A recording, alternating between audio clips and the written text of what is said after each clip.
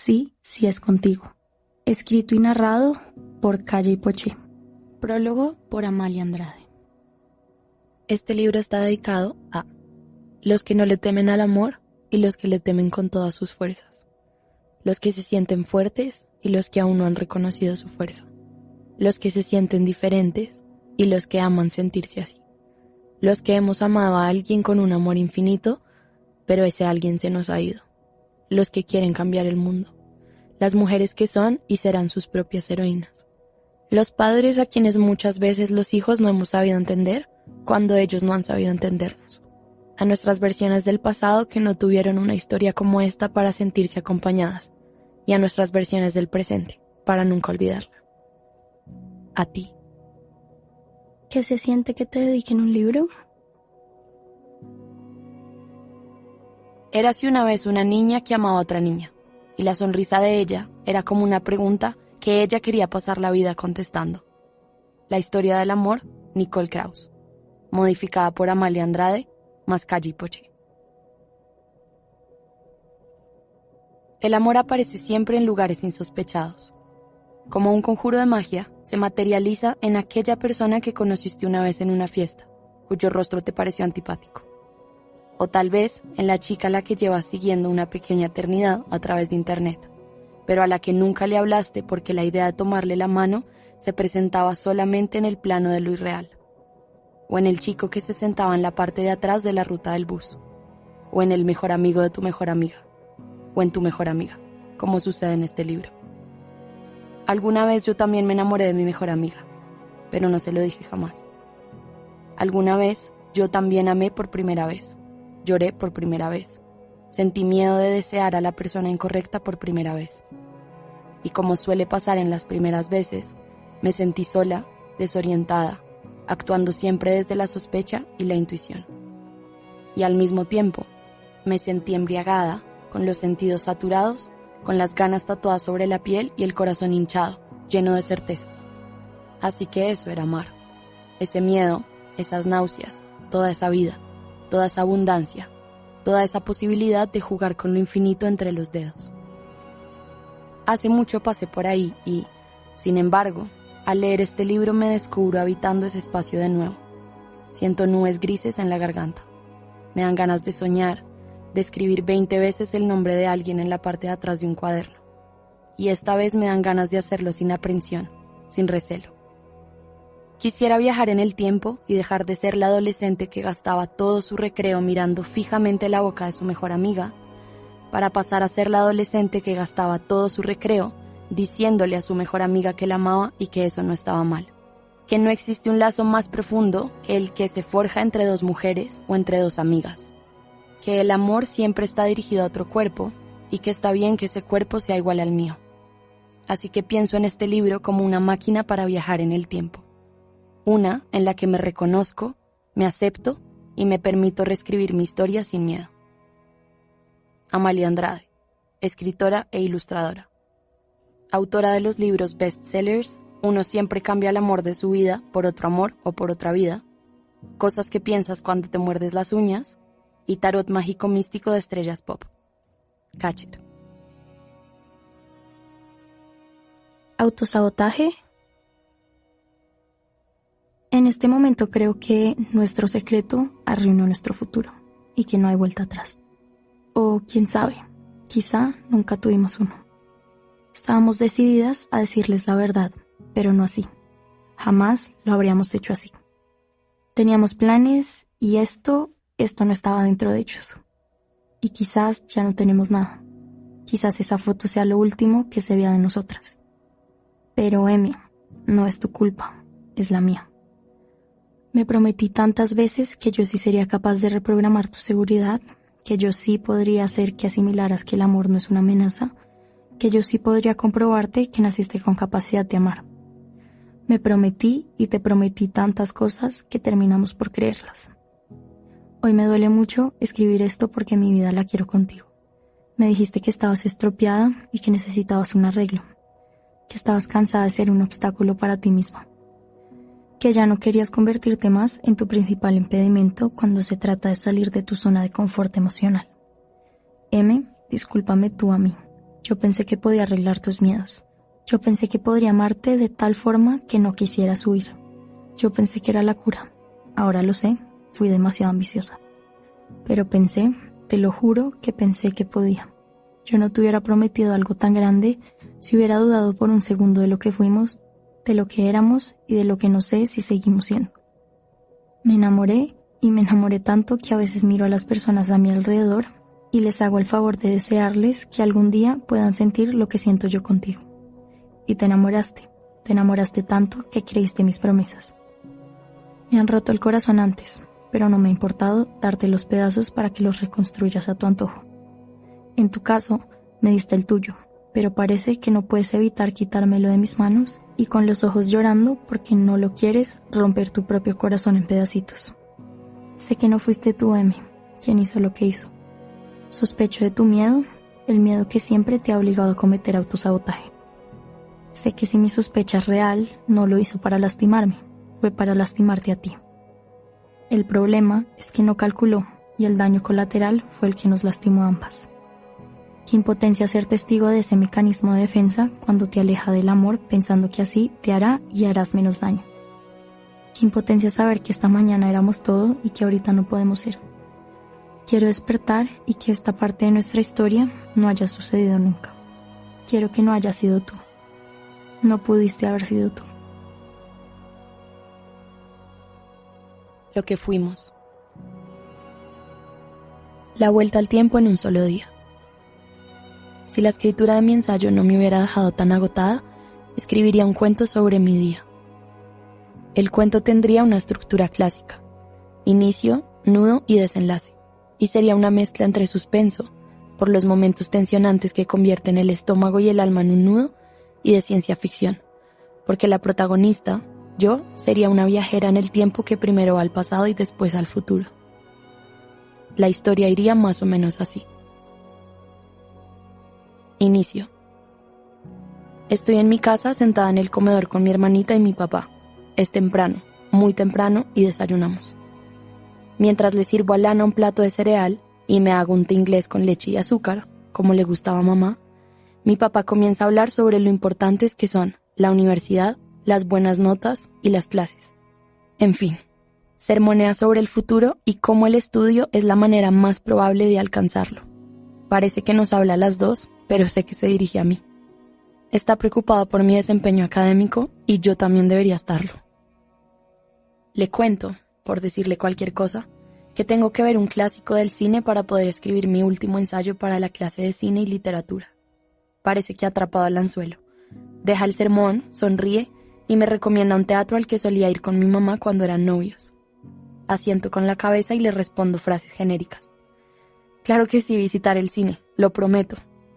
Él parece feliz y puedo concentrarme en lo que realmente me importa, que Alana se coma hasta la última cucharada del desayuno. Nudo.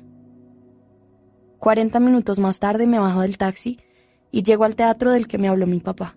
Me doy cuenta de que viajé en el tiempo. Aquí empieza la ciencia ficción. Parece que estoy en los años 70. El edificio es inmenso y sus paredes grises, con grafitis que parecen cicatrices viejas. Un letrero, grande y luminoso, con letras negras y brillantes, dice Casa Blanca. Voy hasta la taquilla y solo hay otra persona esperando, una chica muy alta y bien vestida. El vendedor se demora un buen rato en atendernos y cuando por fin nos da nuestros boletos, entramos a la sala. Los asientos de terciopelo rojo parecen manchas de sangre bajo la luz de la proyección. Empieza el suspenso. Solo estamos ella y yo. El resto, una multitud de asientos vacíos en medio de la semioscuridad que muerde el espacio. Ella se sienta al fondo, yo un poco más adelante, casi en la mitad. Justo antes de que empiece la película, después de los cortos, hay una falla eléctrica en el teatro y nos quedamos completamente a oscuras. Siento terror por la repentina oscuridad total y por perderme la película que necesitaba para escribir mi último ensayo del semestre, hasta que empieza a brillar una luz. Era ella 6 filas atrás de la mía, alumbrando el espacio con la linterna del celular. Desenlace. Entre risitas de complicidad salimos del teatro, pero las sonrisas se me acaban cuando veo que no tengo cómo devolverme para mi casa. La chica se da cuenta y se ofrece a llevarme en su carro con chofer. Cuando nos recogen, le cuento que si no veo Casablanca ese mismo día, perderé mi primer semestre de universidad. Ella me dice que, coincidencialmente, tiene el DVD de la película en su casa, que si quiero me lo puede prestar. Cambiamos de ruta. Primera parada, su casa y entrega del DVD. Cuando llegamos a donde vive, me doy cuenta de que viajé otra vez en el tiempo, esta vez al futuro. Su casa parece sacada de una revista de arquitectura de épocas más avanzadas. La chica se baja del carro, entra a su vivienda futurista, recoge el DVD, me lo entrega y nos despedimos. Segunda parada, mi casa. El chofer me trae, veo la película con mi hermana, escribo mi ensayo en tiempo récord. Fin. Nota 1. El cuento real tendría muchos más detalles que este, que es solo un borrador. Nota 2. La verdad, no tengo ni idea de cómo se llama la chica que conocí hoy en el teatro, pero estoy casi segura de que su nombre empieza por D, o al menos eso creo haber visto en los mensajes que le llegaban a su celular. Nota 3. D, vamos a llamarla así, no soltó el celular ni un segundo, y me recordó lo horrible y maleducado que es ese hábito.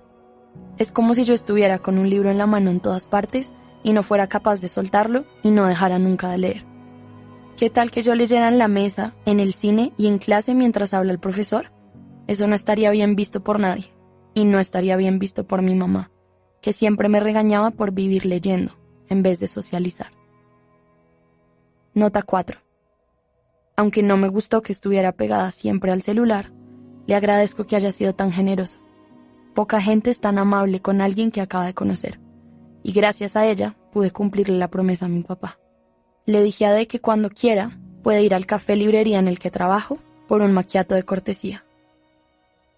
Nota 5. Ahora que recuerdo, nunca le dije cómo se llama el café. Qué estupidez. Debí haberle dicho, te invito a un macchiato de cortesía en Moca, el café librería en donde trabajo y en donde además es posible tomar libros prestados como en las bibliotecas públicas. ¿Qué más da? Me quedaré con el DVD. Nota 6. Me gustó mucho Casablanca, y a mi hermanita también. Creo que le sirvió para distraerse y se comió la mitad de las crispetas. Hoy, casi 3 años después de haber escrito por primera vez sobre ella en mi diario, me doy cuenta de que dejé por fuera del relato los detalles imprescindibles. Y aunque valoro los detalles por encima de cualquier otra cosa, algo característico de mí, entiendo que es normal. Los diarios no son algo que uno escribe pensando en el futuro. Son, más bien, un registro de las preocupaciones que uno tiene en el presente, en el ahora. Y en ese entonces, yo estaba muy preocupada por 1. No perder el semestre, y no lo perdí. 2. La alimentación de Alana, que había perdido el apetito después de la muerte de mamá. Y 3. La escritura de cuentos, que desde ese día empecé a perfeccionar, influenciada por las historias de Raymond Carver y Cortázar. Además, usaba mi diario para contarme a mí misma la historia de mi propia vida. Ahora lo uso para contar la historia de nosotras. El día en que nos conocimos fue más o menos así.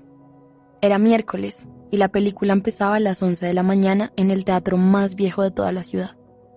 Llegué 10 minutos tarde y la vi parada enfrente de la taquilla. Estaba en uno de sus ordenadores de fila, 2 lazos recubiertos de terciopelo rojo, mirando su celular. Me paré detrás de ella y nos convertimos en el principio y el fin de la fila más corta del mundo. O todos habían entrado o nadie más iba a entrar. Tenía susto de que la película ya hubiera comenzado porque sabía lo que eso significaba para mi semestre, una tragedia. Ella, en esos momentos, era simplemente ella, era mucho más alta que yo y sus aretes largos y brillantes llamaron mi atención. ¿Ves a alguien ahí?, le pregunté, impaciente y sin saludar, movida por la angustia de haber llegado tarde. No, me respondió, señalando con el dedo un letrero café oscuro pegado en la esquina superior del vidrio y que decía en letra casi ilegible: estoy en el baño, ya regreso. Las dos nos reímos. Perdón, respondí. Es que no traje mis gafas y no alcanzo a leer bien de lejos. ¿Estarán demorados? Según la información de la página web del teatro, no había proyección de películas clásicas después de la función de matiné. Esta era mi última oportunidad de ver Casablanca, y no quería perderme el principio de la película. ¿Qué diablos es una matiné?, le pregunté a mi papá esa mañana, mientras hablábamos de mis entregas pendientes para la universidad. Y fue así, a regañadientes, y mientras le servía una taza de cereal a mi hermanita, que conocí la historia del primer beso que se dieron mis papás.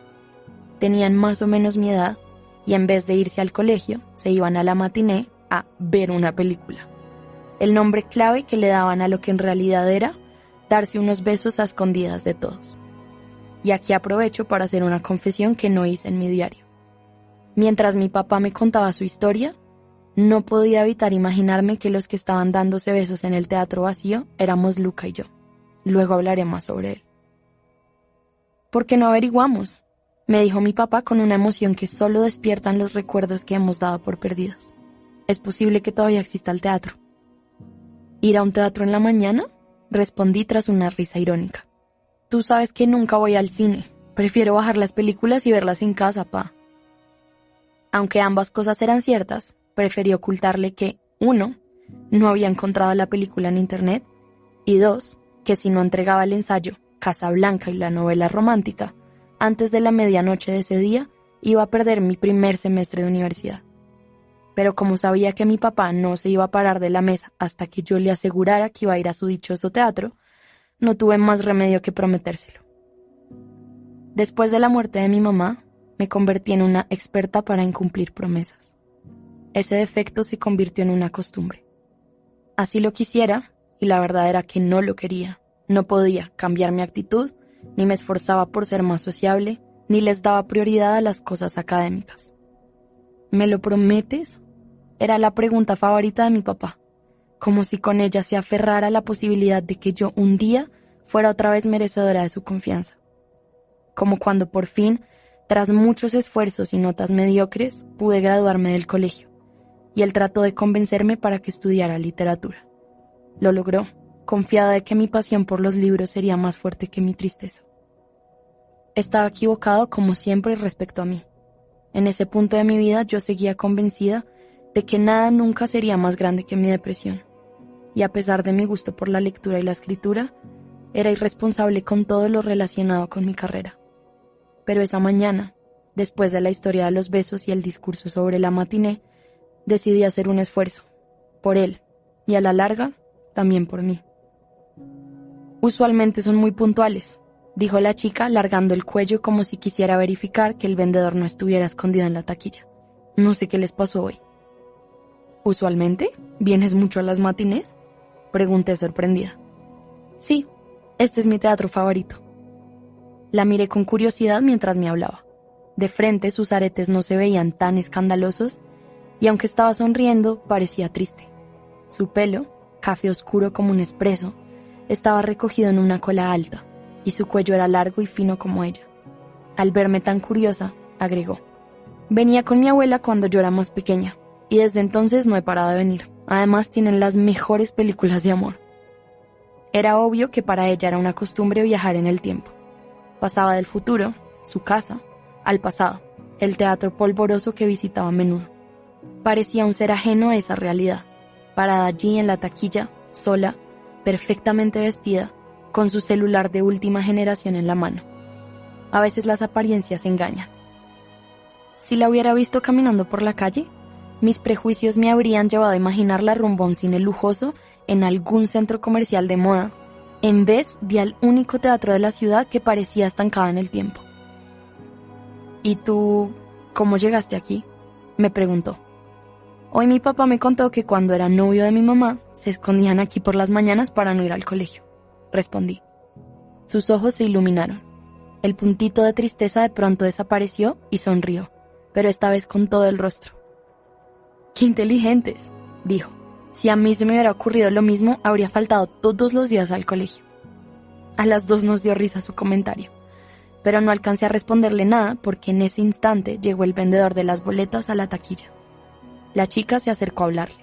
No podía escuchar lo que decían. Miré el reloj, con miedo de que definitivamente me hubiera perdido Casablanca. Vi que sacó su billetera y pagó. La película todavía no ha empezado, me dijo mostrándome una boleta. Empezó a guardar su billetera para retirarse de la taquilla. Era mi turno. ¡Ah, qué bueno! Suspiré con alivio y me metí mi mano en el bolsillo para sacar el dinero. Ella se quedó mirándome. A mí me sobra una entrada por si la quieres usar, dijo mostrándome en la mano la segunda boleta. Me da mucha pena, contesté. Yo compro la mía, pero gracias. Es que si no la uso hoy no me sirve después, respondió, con un poquito de impaciencia en su voz. ¿Segura?, le dije, y ella sonrió. Siendo así, respondí y caminé apenada tras ella. Por dentro el teatro era tan viejo como por fuera. Me pareció sorprendente que no lo hubieran remodelado para que se viera más moderno. No me refiero a un look vintage, porque ese no era el estilo del lugar. Era, a falta de una mejor palabra, viejo. Pensé que solo le faltaban las telarañas y los fantasmas para que fuera el set perfecto de una película de terror. También me sorprendió que el mostrador de las golosinas estuviera vacío y que las máquinas de crispetas estuvieran apagadas. Me sentí indignada e hice una nota mental. Que no se me olvide decirle a mi papá que en su teatro fantasmagórico las películas empiezan tarde y no venden crispetas. Por andar haciendo estas reflexiones casi pierdo de vista pero alcancé a ver la puerta por donde había pasado. Al entrar, vi que ella se había sentado en la última fila. No había nadie más en la sala. ¿Será que me siento a su lado?, pensé. Pero rápidamente decidí que mejor no. Porque, 1, solo habíamos cruzado un par de palabras, o sea, éramos desconocidas. 2, no me esperó para entrar a la sala. Y 3, yo había dejado mis gafas en casa, y si me hacían la última fila, no iba a ver nada. Me senté entonces 6 filas por debajo de la de ella, mucho más cerca de la pantalla. Las sillas de la sala estaban forradas con el mismo terciopelo rojo que los lazos de la entrada, y eran mucho más cómodas de lo que aparentaban. Puse mis pies encima de la silla que tenía al frente y pensé que tal como había sospechado desde el inicio, nadie venía a las matinés. También pensé que tal vez no volvería, porque no me gusta ver películas sin crispetas. Unos minutos después empezaron a rodar los cortos de las películas que iban a dar durante las mañanas de ese mes. Por primera vez me sentí encantada de estar en ese teatro viejo. Me dejaron de importar la falta de crispetas, el aspecto lúgubre, la tardanza en los horarios, y me imaginé regresando a la próxima matiné. Y a la próxima, y a la próxima, y a la próxima, y así, hasta el infinito, envuelta en un sinfín de películas clásicas semana tras semana. Y fue justo entonces, cuando mi corazón estalló de alegría ante los cortos de la ventana indiscreta, que se fue la luz y todo quedó sumergido en una especie de baba espesa hecha de silencio y oscuridad. La chica prendió la linterna de su celular. Podía escucharla haciendo sonidos que evidenciaban su nerviosismo.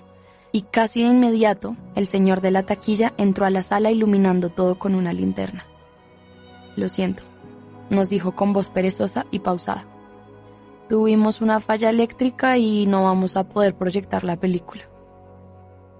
Salimos en silencio de la sala y no hablamos hasta estar afuera. La chica no quitaba los ojos de su celular y yo no quitaba los míos de la calle, esperando que pasara un taxi. Entonces oí su voz diciendo: «Antonio, ya estoy afuera, ¿estás cerca?». Al colgar, cruzamos miradas. «¿Por aquí no pasan taxis?», pregunté, intentando sonar lo menos desesperada posible y sin intención de que ella me respondiera. «No muchos», respondió. «Por eso siempre me recoge el chofer». Calló un instante y me miró fijamente antes de continuar. «¿Tú para dónde vas?». «Para mi casa». «¿Y dónde queda tu casa?». «A unas 20 cuadras de aquí». «¿De verdad? Entonces no es tan lejos de la mía», dijo. «Si quieres te llevo». Antes de poder responderle, Antonio llegó y así como sucedió con las boletas, no pude decirle que no ante su insistencia. Nos montamos en la parte de atrás de una camioneta grande y blanca. Ella miraba con insistencia su celular y yo, más movida por la curiosidad que por el chisme, alcancé a ver que alguien llamado Samuel le acababa de mandar un mensaje. El mensaje empezaba por la letra D, y aunque no pude leer más porque no tenía puestas mis gafas, supuse que D era la primera letra de su nombre. Así nació su nombre para mí, D. Cuando terminó de leer el mensaje, se despegó del celular, miró al frente y suspiró. Era evidente que estaba frustrada. ¿Por qué querías ver Casablanca?, me preguntó de repente, como queriendo distraerse de lo que acababa de leer. Porque necesito verla para poder escribir mi última tarea del semestre, respondí. Si no la veo hoy mismo, no voy a alcanzar a escribir el ensayo a tiempo y corro el riesgo de perder el semestre. Voy a ver si ahora que llegue a mi casa la encuentro en internet. ¿Y cuándo tienes que entregarlo? Hoy, antes de las 12 de la noche. Pues hoy tienes buena suerte, dijo con una sonrisa llena de seguridad. Tengo Casablanca en DVD. ¿Te lo puedo prestar? ¿En serio?, pregunté confundida. Entonces, ¿por qué fuiste a la matiné? Quería que mi novio la viera conmigo en un lugar especial, pero finalmente no pudo llegar. Contestó sin mirarme a los ojos. Ah, reaccioné. Por eso tenías 2 boletas. Sí, dijo afirmando perezosamente con la cabeza. La otra era para Samuel. No hablamos mucho más en el camino hacia su casa, que desde lejos parecía una estrella luminosa. Un cubo gris con ventanales gigantes que brillaban con la luz del sol, rodeada por árboles grandes, fuertes, de hojas verdes muy oscuras, casi negras. La camioneta paró y de cerca la casa se veía aún más imponente. Ya vengo, no me demoro, dijo D bajándose, y mientras volvía, Antonio me puso conversación. Me contó que la niña vivía con sus padres y que su hermanastra, que vivía en el exterior, estaba actualmente en la ciudad. También me dijo que ella era de las personas más generosas que iba a conocer. Y antes de que me pudiera contar algo más, D tocó en mi ventana. La abrí y recibí el DVD de sus manos. Mil gracias, de verdad, me salvas la vida, le dije casi tartamudeando de la felicidad. No hay problema, te va a encantar. Seguro que sí. Cuando quieras puedes pasar por el café librería y te regalo un café en agradecimiento. ¿Tienes una librería?, preguntó, alzando las cejas como entre sorprendida y maravillada. No, respondí apenada por no haberme expresado bien. Trabajo como librera y barista en un café que a la vez es una librería. Interesante, gracias por la invitación, dijo sonriendo mientras se alejaba del carro. Adiós, y que disfrutes mucho la película. Un niño con barba. Samuel, Samuel, Samuel. Siempre tan así, tan como es. Inmaduro, prepotente y caprichoso. Tan incapaz de cambiar él y tan dispuesto a cambiarme a mí. Por alguien más, obviamente. Y ni siquiera tuvo la valentía de terminar las cosas en persona. ¿Acaso es mucho pedir que al menos me mire a los ojos? ¿Acaso no me merezco unas palabras? Un adiós, un hasta aquí llegamos, no quiero verte más, cuídate, chao. No entiendo por qué esa obsesión suya por alejarse cuando yo he sido siempre tan paciente y comprensiva. Además, hice todas las cosas que son importantes para él y que a mí no me gustan. Ver peleas de lucha libre, tomar cerveza, ir al estadio, bajar un poco de peso, en fin. Un gran etcétera. Y me da vergüenza admitir que la única razón por la que no esperé más a Samuel en el teatro fue por la chica de pelo azul. Me dio pánico que se enterara de que me habían dejado plantada. Un paréntesis. Hasta ahora caigo en cuenta de que jamás me dijo su nombre y creo yo tampoco le dije el mío. Qué horrible todo esto. ¿Es que tengo que estar dispuesta a aguantarme los desplantes de Samuel siempre y cuando nadie se dé cuenta? ¿Por qué le aguanto todo con tal de que nadie se entere? ¿Me importan más las apariencias que sus desplantes? Eso sí que debería darme vergüenza. El caso es que ya no tengo tiempo para sus berrinches. Y aunque sé que eso lo he dicho muchas veces, esta vez es verdad. ¿En serio? ¿Así se comportan todos los hombres de 22 años? Lo único que diferencia a Samuel de un niño chiquito y malcriado es la barba. Y eso que le sale poquito. Y aunque no sé si voy a ser capaz de superarlo, y tampoco sé si alguien más me va a amar tanto como él, voy a tratar de estar sola un tiempo. No voy a buscarlo. Así tenga que masticarme el dolor y tragármelo, eso haré. ¿Necesitas un tiempo para pensar las cosas, Samuel? Pues yo también, o por lo menos eso le voy a decir. También le voy a decir que ya tengo planes para este fin de semana y que me voy para una finca a las afueras de la ciudad con unos amigos nuevos. Y no me importa que todo eso sea mentira. Lo mínimo que puedo pedir es que sienta algo de celos después de todo lo que me ha hecho sufrir. Además, mi mamá siempre me ha dicho que los hombres no resisten la indiferencia y que si uno se hace la difícil, ellos vuelven.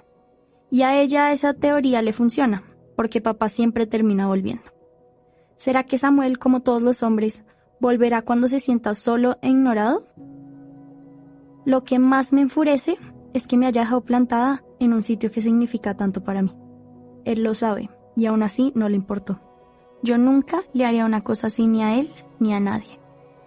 Pero de algo sí estoy segura. A Samuel no le habría gustado Casablanca, y a todo el mundo le gusta Casablanca. Postdata. La chica que conocí hoy me dijo que es librera y barista, pero no me dijo en dónde. Me dio pena preguntarle. Samuel no me amaba ni un poquito. Y aunque eso ahora parezca evidente y me dé rabia no haberlo visto a tiempo, he aprendido a perdonarme. Ahora entiendo las cosas con más claridad y comprendo de dónde venía mi confusión. Yo pensé que Samuel me amaba porque creía que el drama, el rechazo y el conflicto eran demostraciones de amor. Y pensé que era el hombre ideal porque tenía todas las características que nos han señalado como deseables a través de la historia.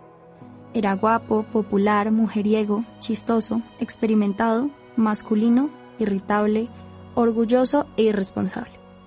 Y en eso, como en muchas otras cosas, estaba equivocada. Acabábamos de pasar un mes viajando por Italia y yo estaba convencida de que todo había sido perfecto. La pizza, los besos, las fotos, la pasta, los monumentos, el vino, los viajes en tren y hasta los malentendidos.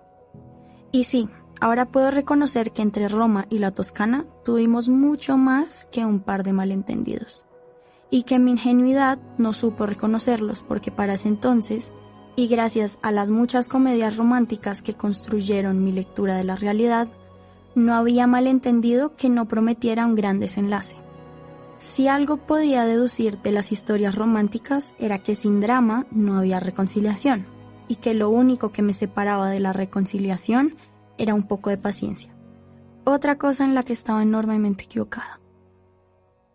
Y aquí debo hacer una pausa para aceptar otra de mis equivocaciones relacionadas con mi percepción del amor. Cuando digo malentendidos, no me refiero a las cosas que entendimos mal, sino a todo eso que debería ser inaceptable en una relación y que yo veía con normalidad. ¿O acaso existían parejas que no se mintieran y no se humillaran y no se insultaran? En ese momento no sabía que sí. Y pensaba que la mía también tenía que encajar en el molde perverso de abuso y desamor. Así todo eso viniera únicamente de parte de él. Gracias a la lógica de la que hablé anteriormente, estaba convencida de que a Samuel le faltaba poco tiempo para arrepentirse y a mí para perdonarlo. Tomaría tiempo, sí, pero se acercaba a un final feliz, como en las películas. En eso también estaba profundamente equivocada. Por ahora, para no adelantarme, voy a usar una de las muchas anécdotas de nuestro viaje para explicar por qué me equivoqué con Samuel. Anécdota del vino. Samuel tenía mucha más experiencia que yo tomando alcohol, y sabía que el trago a veces me cae mal. Pero ninguna de esas dos cosas le impedía criticarme y decirme que yo era una inmadura cuando le rechazaba un trago. Y fue tratando de seguirle el paso que una madrugada durante nuestra estadía en Roma me desperté sola en el sofá de una discoteca. O bueno, casi sola. A mi lado estaba sentada una chica más o menos de mi edad que amablemente me ofreció un vaso de agua. Se llamaba Ana. ¿Dónde estaba Samuel? ¿Por qué se había ido? ¿Por qué me había dejado tirada? A pesar de sentirme muy enferma, pude hacerle estas preguntas y ella trató de responderlas como mejor pudo. Me dijo que se había quedado conmigo después de ver que un tipo me estaba gritando. También me contó que la forma en que él me trató le había hecho recordar una experiencia propia, muy parecida, en la que una ayuda como la suya le habría cambiado la vida. Me quedé cuidándote para que no te pasara lo mismo que a mí, concluyó. Después de unos minutos pude pararme. Le agradecí su ayuda, le di un abrazo y tomé un taxi hacia el hostal donde Samuel y yo nos estábamos quedando. Cuando entré al cuarto, él seguía dormido y tuve que despertarlo para preguntarle por qué me había dejado sola en la discoteca. Porque estabas borracha y necesitabas aprender una lección, respondió. Luego se quedó dormido de nuevo. El regalo y la pesadilla. Hace un par de días me entregaron el ensayo sobre Casablanca y para mi sorpresa tuve la nota más alta de todo el semestre. Entonces, ¿por qué no me puse feliz? Porque sentí un vacío en el estómago. Después de pensarlo mucho decidí no contar la noticia en mi casa. Quería evitar que mi papá hiciera una escena de padre orgulloso, como esas que teníamos cuando mamá estaba viva y recogía mis calificaciones en el colegio. No tenía ganas de celebrar ni de que me felicitara. Después de todo, la vida es más sencilla cuando te acostumbras a que nadie espere nada de ti. Pero a pesar de tener clara mi decisión, cometí un error de principiante. Dejé el ensayo encima de mi escritorio y mi papá lo encontró cuando vino esta mañana a ordenar mi cuarto. Entonces, esta tarde, cuando llegué a la casa después del trabajo, me encontré con todos y cada uno de mis temores. Una torta, el techo lleno de bombas y en la mesa un regalo con una nota que decía: «Mamá estaría orgullosa de ti». Sentí una tristeza extraña y me vine corriendo al cuarto. No pude aguantar las lágrimas hasta el punto de que el llanto me dolía y me ahogaba. Traté de usar el truco que me enseñó mamá cuando yo era chiquita, el de contar mi respiración y respirar muy profundo. Pero no me sirvió, y empecé a sentir lo mismo que siento en esa pesadilla recurrente. Estoy flotando en la mitad de una piscina y tengo en cada brazo uno de esos flotadores amarillos que les ponen a los niños que no saben nadar. En el sueño me veo a mí misma desde lejos y parezco un puntico distante y diminuto que se mueve lento. Muy pronto siento que el agua se me viene a la cara y aunque trato de mover los brazos para mantenerme a flote, no me responden. Intento gritar, pero el sonido es inaudible. En medio de mi desespero, me doy cuenta de que los flotadores están desinflados y empiezo a ver todo borroso. Me empiezo a hundir, primero de a poquitos, después rápido, muy rápido, hasta que es indudable que me estoy ahogando.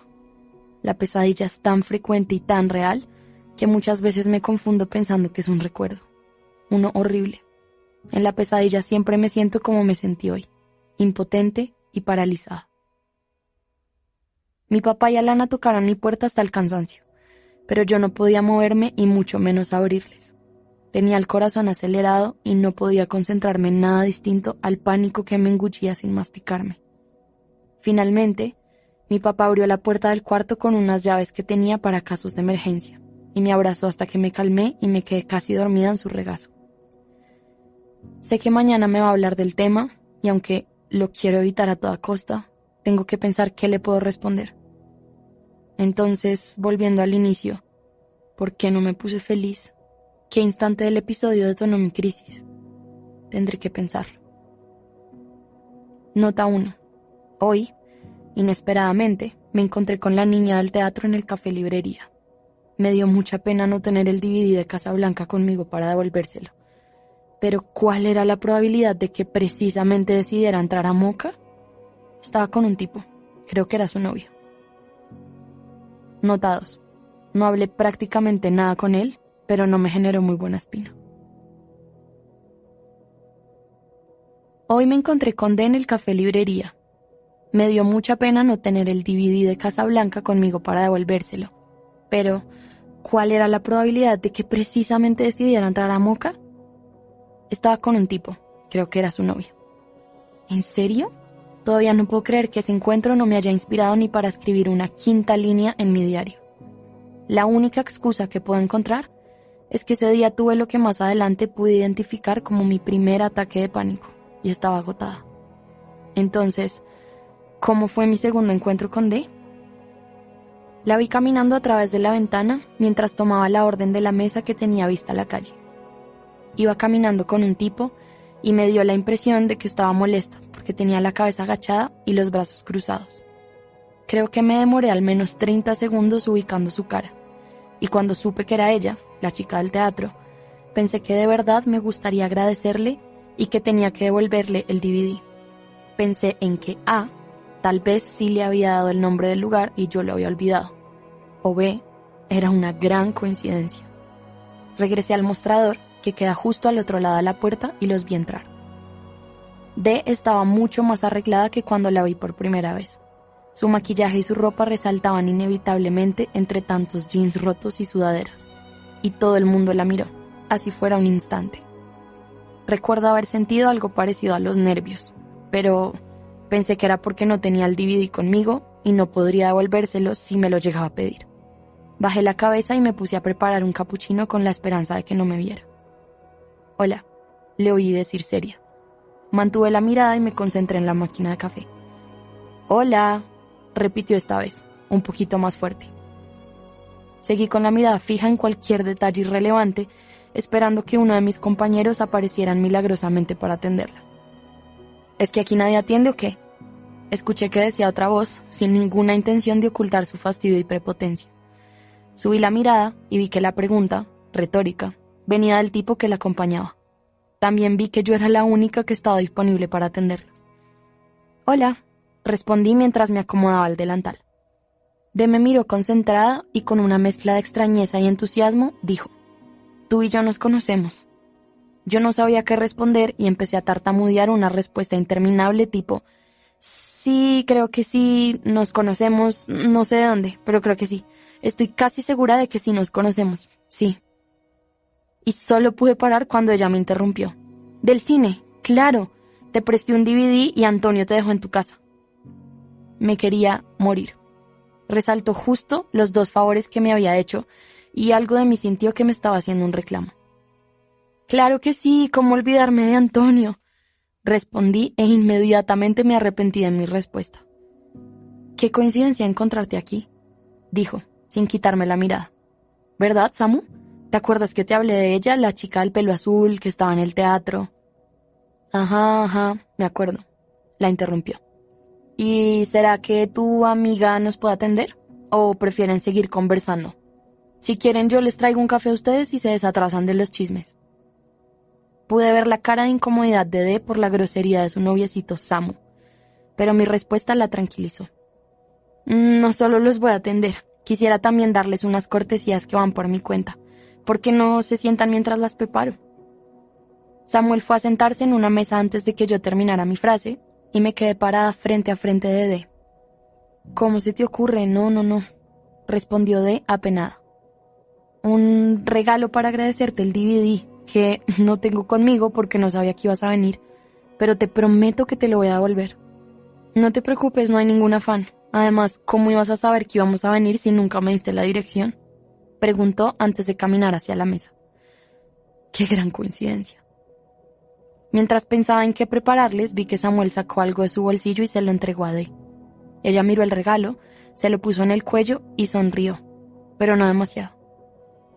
No me gustaba Samuel. No me gustaban su cara, ni su sonrisa, ni sus gestos. Traté de no mirarlos mientras les preparaba un par de macchiatos, pero fue imposible. Empezaron a discutir y la voz de Samuel llamó la atención de todos en la librería. Nota mental, tampoco me gustó su tono de voz. Después de unos minutos, y antes de que yo terminara, se pararon de la mesa y en vez de dirigirse hacia la puerta caminaron hacia mí. ¿Tienes cigarrillos?, preguntó Samuel. «Lo siento, no vendemos cigarrillos en la librería», respondí con altivez.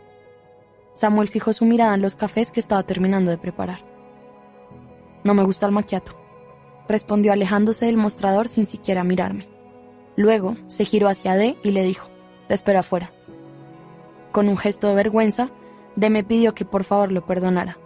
Me dijo que estaban teniendo un mal día y que él no siempre era así. Mientras me hablaba, le escribí una nota en el vaso que estaba a punto de entregarle, que decía: D, un macchiato de agradecimiento. Y cuando estiré el brazo para entregárselo, vi el collar que le había regalado Samuel. De una cadena plateada colgaba una letra D llena de brillantes. «No pasa nada, tranquila», le dije, y me recibió la taza. «Muchísimas gracias», respondió sonriendo. «Me encanta el macchiato. ¿Cuánto te debo?» «Absolutamente nada. Es un regalo de agradecimiento como te escribí ahí». Entonces D leyó la nota en voz alta. D, un macchiato de agradecimiento. Se quedó en silencio por unos segundos. «¿Por qué me dices D?», preguntó.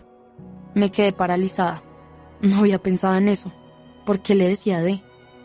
«Tu nombre empieza por D», respondí. ¿no? Sí, así es, contestó confundida. Pero, ¿cómo supiste? Casi me desmayo de pensar que lo sabía por andar de chismosa. Porque es la letra que tienes en el collar. Improvisé sin pensarlo mucho y se llevó la mano a su cuello. Me gustan las personas observadoras, me dijo sonriendo. ¿Tú cómo te llamas? A mí, dime M. Por esa letra empieza mi nombre. ¿Perdido? ¿Él? Hoy me vi con Samuel y cada segundo del encuentro fue un desastre. Los consejos de mi mamá funcionaron y después de unos pocos días de indiferencia me estaba rogando que nos encontráramos. Antes de decirle que sí, le hice un par de preguntas estratégicas para asegurarme de que estaba arrepentido. Primera pregunta: ¿por qué crees que estoy tan molesta? Respuesta: ¿porque te tocó ir sola al cine? Incorrecto. Estoy furiosa porque me dejaste plantada y después terminaste conmigo, por tercera vez este año, con un mensaje de texto. Segunda pregunta: ¿entiendes por qué esas dos cosas fueron ofensivas? Respuesta: pues la verdad no, linda. No me pareció ofensivo porque no estás teniendo en cuenta que ese día yo seguía borracho y no era consciente de las cosas que estaba diciendo. Tú sabes que yo no soy así y que te amo y que nunca más voy a hacer nada que te haga sufrir. ¿Incorrecto o correcto? No lo tenía tan claro. No me parecía que lo del trago fuera una excusa válida, pero sí me gustó escuchar que todavía me ama y que está dispuesto a cambiar. Además, yo también la he embarrado con tragos encima. ¿O acaso alguien no? Teniendo esto último en cuenta, le dije que sí, que podíamos ir a tomarnos algo. Me recogió por la tarde y me dijo que iba a llevarme a un sitio muy cool de cócteles que le habían recomendado. Le dije que prefería otra cosa que definitivamente no tuviera nada que ver con alcohol. Su respuesta fue la primera alerta: que no fuera mamona y aburrida, que lo dejara llevarme a un sitio especial y que yo pidiera otra cosa. Entonces nos fuimos a un barrio al que no habíamos ido antes y después de parquear el carro nos pusimos a caminar. Le pregunté si sabía dónde era el sitio, porque estaba haciendo la cara que hacía cuando estaba confundido. ¿Cuándo en la vida me has visto perdido? Otra respuesta clásica de Samuel y de muchos otros hombres que no pueden admitir cuando se pierden. El barrio me pareció muy bonito, aunque no tenía ni restaurantes ni bares abiertos y era casi todo residencial. Obviamente estábamos perdidos y Samuel seguía negándose a pedir ayuda.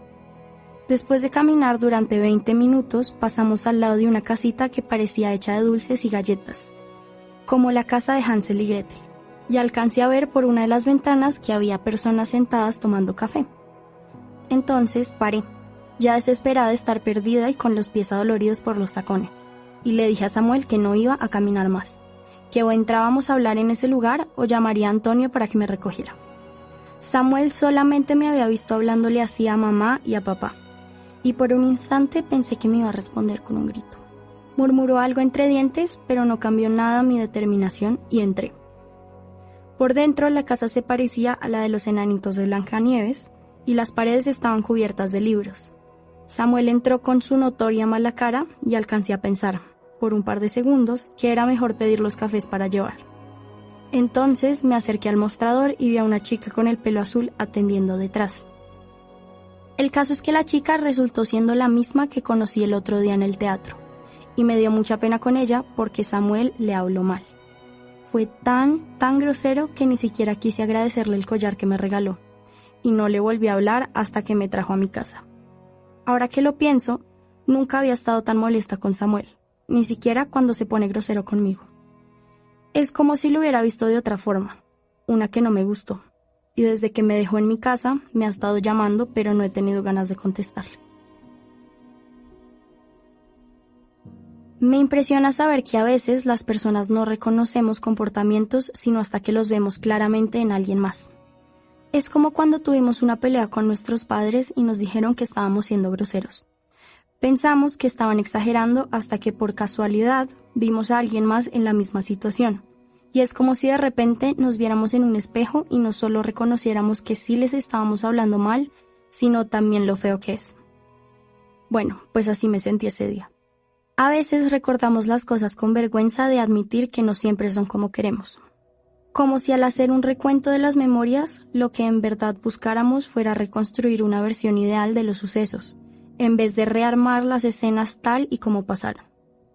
Y es que así haya escrito originalmente que Samuel fue muy grosero conmigo y con M, lo hice manteniendo una especie de pudor, porque siendo honesta, fue peor que simplemente perdernos o que tuviera una actitud prepotente. Intentemos esta vez escribir las cosas tal y como sucedieron, escena por escena, sin editar lo feo. Escena 1. El carro de Samuel frena al frente de mi casa. Lo veo desde la ventana de mi cuarto. La protagonista, o sea yo, está molesta con el ceño fruncido y los brazos cruzados. El plano se cierra y se acerca hasta el reloj colgado en la pared. Son las 3:38 p.m. Ella mira la hora y se da cuenta de que él tiene casi 2 horas de retraso. Nota. Primera mala señal que ella obviamente prefiere ignorar como siempre. Escena 2. A diferencia de las películas en las que el galán abre la puerta del carro después de darle un beso dulce a la protagonista y entregarle un regalo cursi, Samuel no se baja a saludarla. Bueno, ya que llegaste, podemos ir a un lugar nuevo que queda por... dice ella intentando mantener el tono de voz más cordial posible. Él se ríe y la interrumpe diciendo: No, linda, vamos a ir a un bar de cócteles que me recomendaron. Nuestra protagonista no quiere tomar licor. Preferiría un café, un té, una conversación, una cena romántica en la que pudieran tocarse los dedos por encima de la mesa. Intenta negarse. La cámara en su cara muestra que habla, que dice razones, que está dispuesta a no dejarse imponer la voluntad de él. Pero Samuel empieza a decirle lo de siempre, que es una niña que necesita crecer. Ella cede, agotada dibujando un gesto entre triste y resignado, y él, sin decir nada, arranca el carro haciendo mucho ruido. Escena 3. Después de dar muchas vueltas por el barrio, dejan el carro en un parqueadero. No encuentran el supuesto sitio muy cool de cócteles y discuten. Este es el momento en que se hace un plano detalle a los zapatos de ambos. Primero a los tacones de ella, luego a los tenis de él, después a los dos al tiempo, caminando rápido, girando aquí y allá, deteniéndose como buscando algo.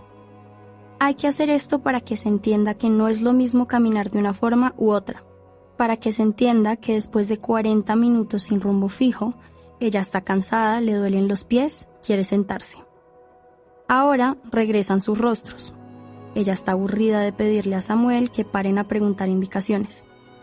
Él, con sus gestos de niño grande, torciendo los ojos y la boca, incapaz de mirarla de frente. No más, Samuel, no más, le dice frente a una casa que parece salida de un cuento de hadas. Él se detiene y la observa de arriba abajo, un poco confundido, como si fuera la primera vez que la ve en la vida. Ella está hecha una furia. O entramos a este café o le digo a Antonio que me recoja ya, le dice intentando no gritarle a él, que la examina con curiosidad. Escena 4. Desde que entra nuestra protagonista sabe que la chica del pelo azul es la misma que conoció el otro día. No mucha gente tiene el pelo de ese color, piensa, pero decide en un comienzo hacer como si no supiera esto. No quiere parecer una loca porque sabe que sería raro decirle de la nada: Hola, soy la del DVD, la que te regaló una boleta aquella vez que se fue la luz en el cine. Por eso decide actuar un poco cuando se acerca. Poner cara de intentar recordar algo, como si se estuviera concentrando en descubrir un misterio en el rostro de la chica de cejas oscuras. Tras un rato, la barista la reconoce y les ofrece a nuestra protagonista y a Samuel unos cafés de cortesía, sonriendo hasta de los desplantes de este, que con cada segundo se pone más insoportable y pesado.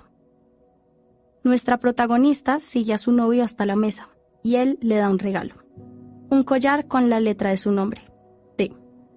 Ella intenta sonreír, pero la sonrisa le sale fingida.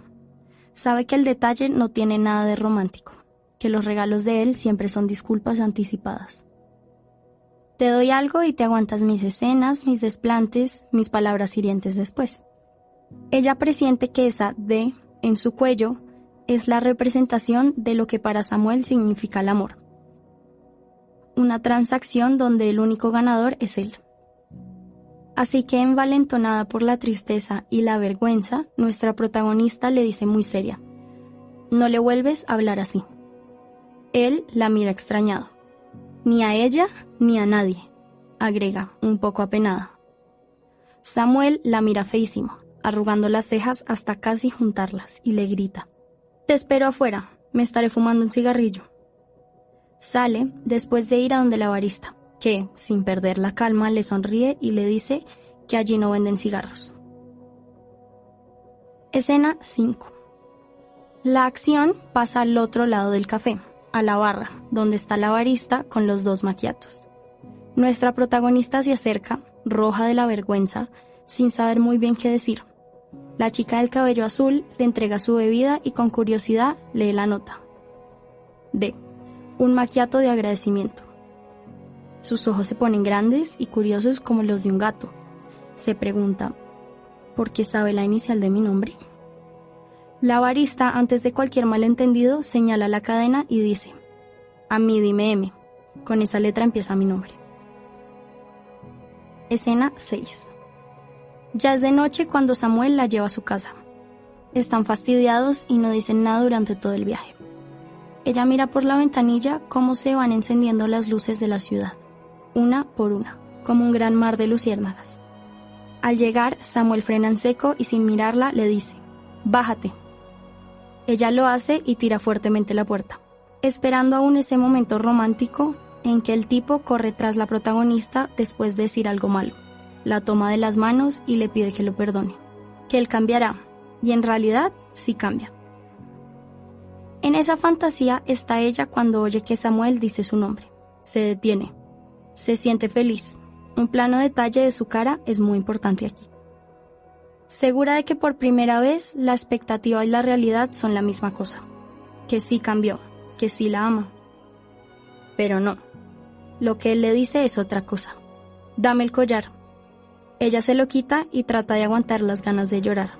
La cámara enfoca D, que brilla bajo la luz de la luna. Corten. Lo platónico era perfecto. Hoy fue un mal día que terminó bien contra todo pronóstico, y en especial contra mi propio pesimismo que a veces me paraliza. Un puntito de alegría que nunca cae mal y que me obliga a escribir esta noche, a pesar del sueño y del cansancio. Pero es que no me puedo, ni quiero, ir a dormir sin plasmar cómo me siento. Es como si tuviera el estómago lleno de mariposas. Sí, caí en el cliché típico, pero es que de verdad las siento. Me fastidian, y mucho, pero no puedo negar que las echaba de menos. Hace mucho decidí olvidar esa sensación porque simplemente creí que era mejor así. Hoy volvieron, y no sé bien qué hacer. Para empezar, la parte aburrida de mi día. Me desperté tardísimo porque ayer me quedé leyendo hasta la medianoche. Primer error. Y cuando por fin me obligué a cerrar el libro y creí estar dando el paso correcto para irme a dormir, me di cuenta de que llevaba más de 20 minutos pensando en lo mucho que extraño mis conversaciones con Luca. Segundo error. Aparte de todo esto, el tercer y más grande error. Anoche se me olvidó poner la alarma. Me despertó Alana, sorprendida de que todavía siguiera dormida. «Hola, ¿estás viva?», me decía mientras me pinchaba el brazo fuertemente. Cuando me desperté, lo primero que vi fueron sus ojos a punto de salirse, y lo segundo, el reloj. Eran las 7:30 de la mañana. No lo podía creer. Mi clase empezaba a las 8. Tuve que bañarme a las carreras, comer cualquier cosa y ponerme la primera sudadera que encontré. Típico de mí. Como si fuera un viernes 13, me regué el jugo de naranja encima. Cómo detesto la ropa manchada. Luego tuve que correr a la calle, casi tropezándome, entre las miradas de reproche de papá, y subirme en un bus que se demoró toda la vida en pasar. Cuando por fin llegué a la universidad, el profesor no me dejó entrar al salón. «Estas no son horas de llegar, señorita. Adiós», dijo, mientras intentaba cerrarme la puerta en la cara. Yo les respondí: «Es muy injusto, esto no es el colegio». Él alzó los hombros y dijo, sin siquiera mirarme: «Las reglas son reglas. Retírese». Me fui para la cafetería, arrastrando los pies, muerta de sueño y con un poquito de dolor de cabeza. Me senté sola en una mesa pensando en cuánto odiaba esa mancha de jugo de naranja y en lo fácil que es decepcionar al mundo. A Alana, que a pesar de que es una niña, es más responsable que yo. A papá, que quisiera que fuera más organizada y responsable. A mí misma, sobre todo, porque pareciera que no soy capaz de hacer las cosas mejor así me lo proponga y lo intente. O tal vez no lo estoy intentando con la suficiente fuerza. Sentí el peso del mundo sobre mis hombros. Hoy no habría iniciado tan mal el día si no fuera por andar soñando despierta, por pensar tanto en alguien imposible. Luca, como si se tratara de un embrujo, oficialmente había salado mi día. Respiré profundo y decidí que era buena idea escribir sobre él. Hace mucho no lo hacía, y de pronto eso me deshechizaba de una vez por todas. Él era el gato y ella el ratón. El problema es que usualmente los gatos y los ratones no se enamoran. Es fácil imaginarse el porqué. Sin embargo, a ella al inicio parecía no importarle. Al contrario, estaba fascinada por cada aspecto de su felinidad, de sus enigmáticos ojos y de su aire inteligente, de su estilizado cuerpo y de sus elegantes maneras. Lo miraba siempre, desde lejos, suspirando. Sabía que era invisible para él y que eso era lo mejor. De cierta forma le gustaba esa transparencia, porque así no tenía que armarse de valor. Lo observaba, de lejos, por horas, por días. Él pasaba a su lado y apenas notaba su existencia. Sus ojos nunca se encontraban. Ella, sin embargo, sabiendo que quería más, le dejaba mensajes anónimos en los árboles al gato, y él sonreía, fascinado por esas palabras bonitas que alguien dejaba para él. El gato, a su vez, empezó a dejarle mensajes de respuesta que hacían palpitar el corazón de ella. Así estuvieron por siempre. Los mensajes aumentaron y las emociones también. Contra todo pronóstico, el gato se enamoró aunque no supiera de quién, rompiendo esa regla absurda que dice que un gato jamás se derretiría por un ratón. Pero el ratón no se sentía suficiente para él y la simple idea de fallar le aterraba. Pensó que solo lo platónico era perfecto, que él estaría mucho mejor sin ella y huyó. Fin. El cuento, igual, una decisión incorrecta. Eso me hizo sentir peor. Estaba arrugando el papel con mucha fuerza cuando sentí vibrar mi celular. Quedé paralizada. Lo invoqué. Era un mensaje de él, de Luca. 8:58 AM. A veces me acuesto pensando en usted. La tengo aún grabada en el cerebro. La tengo grabada en la piel. Así no conozca cómo se siente tocar la suya en persona. Le confieso, mi afecto por usted no ha disminuido ni un poquito. Con cariño, Luca. Si hubiera estado tomando agua, la habría escupido como en las películas. Desde hace meses no recibía ningún mensaje de él. Yo tampoco había vuelto a escribirle. Así pasa con esto. Él viene y va. Yo hablo y me callo. Estamos y luego ya no. Es un enigma. Eso es lo que siempre me ha gustado de él y de lo que tenemos. Esa aura de perfecto poeta, de rockero, de filósofo loco, me ha encantado desde siempre. Me derrite. Me hace temblar las rodillas. Es así desde que estaba en el colegio y lo vi por primera vez. Nada en el mundo podría hacerme olvidar ese día. Mi mejor amigo del colegio, Manuel, me invitó a almorzar a su casa después de clases. Era nuestra tradición semanal. Ese día coincidimos en la mesa con su hermano Santiago, que difícilmente me saludaba. Cuando ya estaba servido el almuerzo en la mesa, salió de su cuarto un extraño que empezó a aproximarse al comedor. Él es Luca, mi mejor amigo, dijo Santiago señalándolo. Volví a la realidad y miré la hora, 9:30 AM. Me pasó otra vez, otros 20 minutos pensando en él. Me sacudí y corrí para entrar a la siguiente clase, lingüística, donde tuve un quiz sorpresa que me puso a sudar. 5 preguntas, me sabía 2 y otras 2 no. Queda la última, que no sé si estará bien o mal, pero no me hago ilusiones. Así que estuve todo el día pensando en que me había tirado ese examen y en que había empezado con pie izquierdo el nuevo semestre. Luego, cuando fui a almorzar, me di cuenta de que había dejado la billetera en casa, lo que significa que tuve que enfrentar este día muriendo de hambre.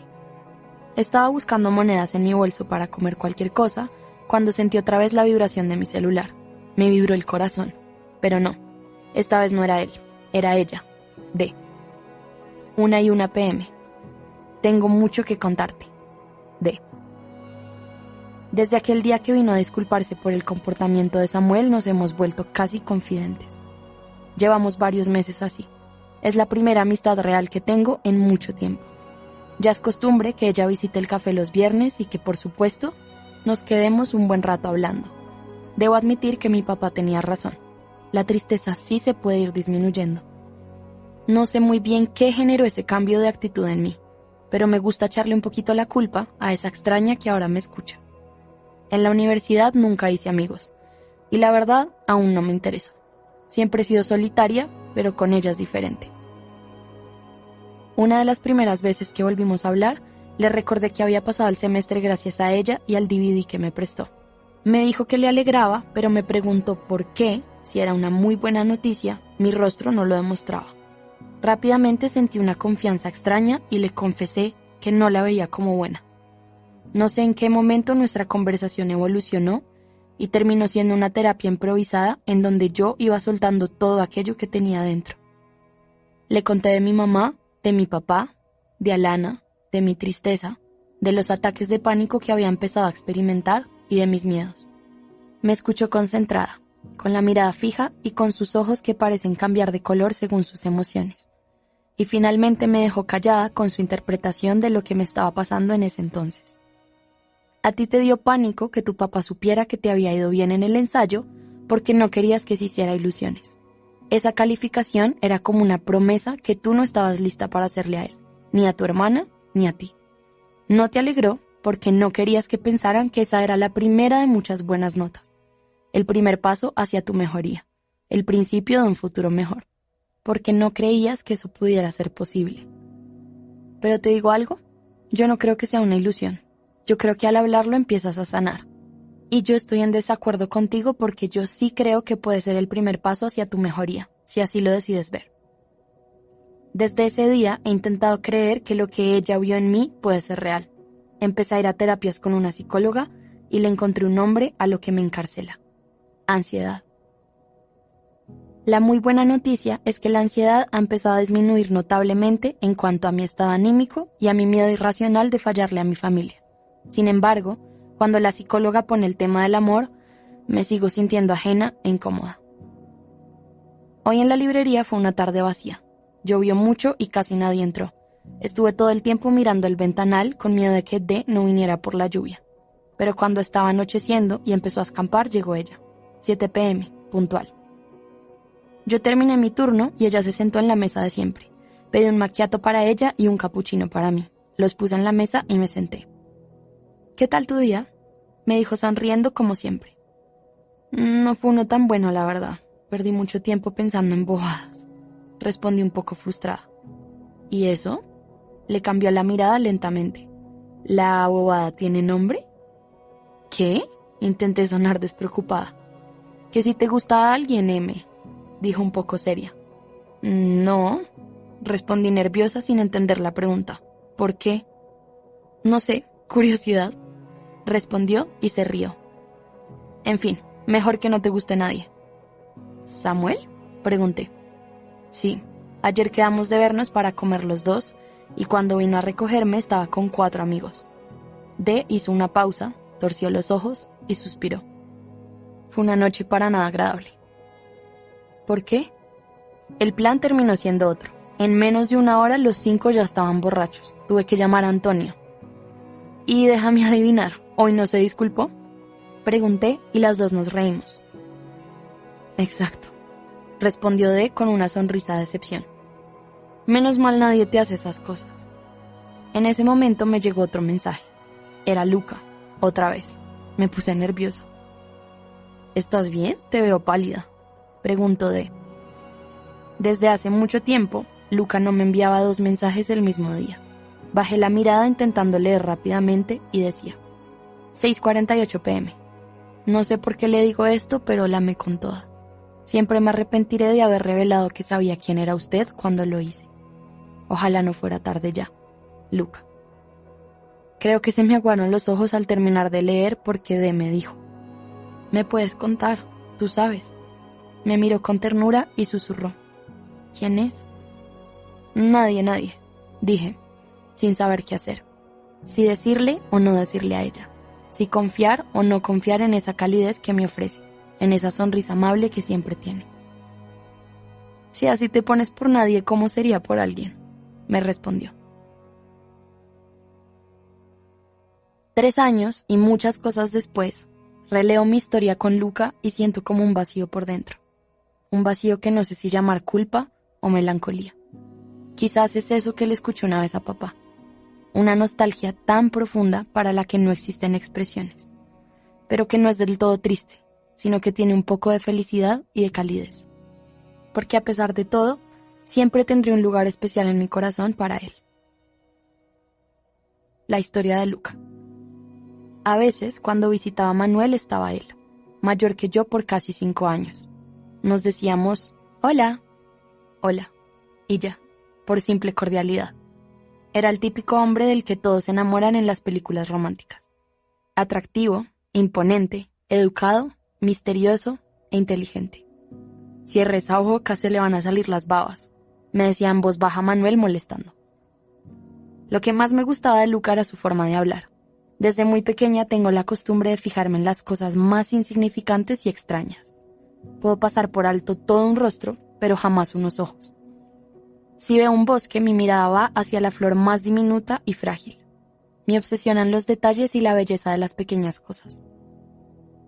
Empecé a notar cosas que nadie más notaba. Que cuando un mechón de su pelo le caía en la frente, él se lo arreglaba siempre con la mano izquierda. Que le encantaba vestirse de jeans únicamente si en la parte de arriba tenía una t-shirt completamente blanca. Que era zurdo y que solo comía helado de macadamia, su favorito. La primera vez que hablamos, o bueno, que lo leí, estaba encerrada en mi cuarto con los audífonos puestos, tratando de no oír la conversación que estaban teniendo mi abuela y mi papá. Ellos estaban en el cuarto de al lado hablando sobre las siguientes fases del tratamiento de mi mamá, y yo no quería enterarme de nada. Por un momento no quería saber ni de agujas, ni de medicamentos, ni de quimioterapias, ni de doctores, ni de hospitales, ni de diagnósticos, ni de estadísticas, ni de nada que me recordara la posible muerte o mejoría de mi mamá. Por esos días yo me distraía solo en internet y en unos grupos de escritura creativa que había encontrado ahí. Mi favorito era uno de poesía, aunque nunca tuve el valor de publicar los poemas que yo escribía. Ese día leí un poema que me llamó especialmente la atención. No espero nada, pero lo anhelo todo. Luca. Hice clic en Luca y estuve a punto de desmayarme cuando confirmé en su perfil que el autor era precisamente el mismo Luca que había visto en casa de Manuel y que me encantaba. En su perfil estaba su teléfono y guardé su número en mi lista de contactos, pensando que algún día me gustaría escribirle. Me fui a dormir y al día siguiente decidí que faltaba mucho tiempo para algún día. 8:57 p.m. Usted y yo somos de la especie que olvidó la esperanza para poder sobrevivir. Lo mandé por mandarlo, sin esperar ninguna respuesta, segura de que jamás habría una. Al día siguiente fui al colegio y me olvidé por completo de lo que había hecho, hasta que llegando a casa mi celular vibró. Tenía un mensaje de Luca. 5:35 p.m. Me sorprende, gratamente, su mensaje. Me gusta el misterio. ¿Y a usted? ¿Qué le gusta? Luca. Creo que me puse de todos los colores. Luca, el Luca que me volvía loca, me estaba hablando. No directamente a mí, pero se sentía como si sí. No podía dejar de imaginarlo escribiendo esas palabras que solo yo iba a leer. Era como un sueño extraño. Me sentía una Reese Witherspoon o una Julia Roberts en una película. Esa noche no dormí bien. Pensé en que cuando lo volviera a ver estaría el triple de nerviosa y en que no sabía muy bien cómo iba a manejarlo. Así empezamos a hablar, sin que él supiera que yo era yo. Guardé su número con el nombre de mi operador celular para que si alguien que no debía ver lo que yo hacía miraba la pantalla, creyera así que era un mensaje de texto promocional. Pensé inicialmente que la que estaba viviendo algo emocionante era yo, pero a Luca pareció cautivarle lo de los mensajes de una forma que jamás hubiera podido predecir. Hablábamos todos los días, teníamos una conexión única y diferente, y de vez en cuando coincidíamos en la vida real, únicamente cuando ambos por algún motivo estábamos presentes en la casa de Manuel y Santiago al tiempo. Cuando eso pasaba, yo era feliz, así no cruzáramos palabras sino únicamente miradas. pero ningún paraíso es para siempre. Un dicho dice, todo lo que sube tiene que caer. Estuvimos un par de años así. Mandarnos mensajes era parte ya de nuestras vidas. Empezamos incluso a hablar por mail porque la factura del celular estaba llegando altísima. Pero pasó lo que siempre soñé. Luca empezó a enamorarse. Nunca pensé que eso pudiera ser siquiera algo medianamente negativo, hasta que empezó a insistir en que quería conocerme de verdad, en persona. Algún día, Luca, el momento simplemente no es ahora, le decía yo. Pasaba un tiempo prudente en que seguíamos hablando de cualquier cosa y de todo, cuando de nuevo volví a preguntarme si por favor podíamos ir a tomarnos un simple café. Mi respuesta siempre era un no. ¿Razones? Miles. Que para qué íbamos a romper eso tan especial que teníamos, que yo no estaba lista, que yo no iba a hacer lo que él esperaba, que no quería decepcionarlo, que simplemente no era capaz. Yo estaba enamorada de él, pero yo creía que de cierta forma él estaba enamorado de la idea que tenía de mí. Pensaba que mi relación con Luca solo tendría futuro en mi imaginación, y yo quería cuidar ese futuro. No creí nunca posible que al vernos en persona yo fuera capaz de retenerlo, de mantenerlo así, de que me quisiera igual, de que le gustara como él a mí. Ni siquiera podía imaginarme articulando una frase con sentido al frente suyo. Él siempre fue comprensivo, pero me decía que lo que yo aseguraba no era cierto, que él me juraba y me garantizaba que no se iba a decepcionar. En ese momento no entendía por qué me decía eso con tanta seguridad. Cuando mi mamá se enfermó, le contaba únicamente que estaba muy triste, y él sin preguntar mucho me reconfortaba. Le empecé a hablar de mis miedos y de mis obsesiones, a decirle cuáles eran mis intereses y cuáles mis sueños. Pero empecé a sentir que sospechaba, pues comenzó a verme diferente cuando estaba en la casa de Manuel. Me miraba como jamás me había mirado antes, como si me estuviera leyendo. Cuando falleció mi mamá, yo necesitaba a alguien con quien hablar. Alguien aparte de papá y Alana, que estaban igual de devastados. De cierta forma quería poder ser fuerte para ellos. Estuve tentada muchas veces de hablarle a Luca de todo lo que sentía. Sin embargo, si lo hacía, le confirmaría de una vez por todas que yo era yo, pues absolutamente todas las personas que conozco supieron muy rápidamente la noticia de mi mamá. Y no tenía dudas de que Santiago ya le había contado, pues toda la familia de Manuel asistió a la misa. La siguiente vez que fui donde Manuel fue 2 meses y medio después del fallecimiento de mi mamá, y fue porque le prometí intentar distraerme. Manuel me convenció de ir a quedarme esa noche. Íbamos a cenar, salir a cine a ver una película de comedia y regresar a dormir. Pero cuando llegué a su casa, Luca estaba ahí. Se iba a quedar a dormir también. Santiago solía invitar a varios de sus amigos y se quedaban toda la madrugada jugando videojuegos. Por primera vez estábamos todos en la sala. Manuel y yo estábamos esperando a que se acercara la hora para ir al cine. Y Santiago, que estaba ahí con Luca hablando, empezó a tocar la guitarra. No escuchaba música desde antes de que pasara lo de mi mamá, y fue como si inmediatamente la música me hubiera llegado hasta los huesos. No aguanté y empecé a llorar. Manuel se levantó inmediatamente y me dijo que mejor fuéramos ya al cine, que nuestros amigos ya están en camino. Me levanté a despedirme, pero esta vez Luca fue quien se acercó lentamente. Me miró a los ojos y me abrazó. Quedé paralizada. «Ánimo, todo estará bien», me dijo susurrando tan suave en mi oído que apenas pude entender lo que decía. «Gracias», respondí agradecida en el mismo volumen que él había usado. Apenas se terminó la película, nos levantamos todos de las sillas de la sala y comentamos lo mucho que nos había gustado la película. Agradecí haberle hecho caso a Manuel. Por 1 hora larga me distraje y estaba sonriendo después de tantos días. Desbloqueé la pantalla de mi celular para revisar si tenía algún mensaje de mi papá y vi una notificación de mensaje de texto. 8:57 p.m. Ánimo, todo estará bien.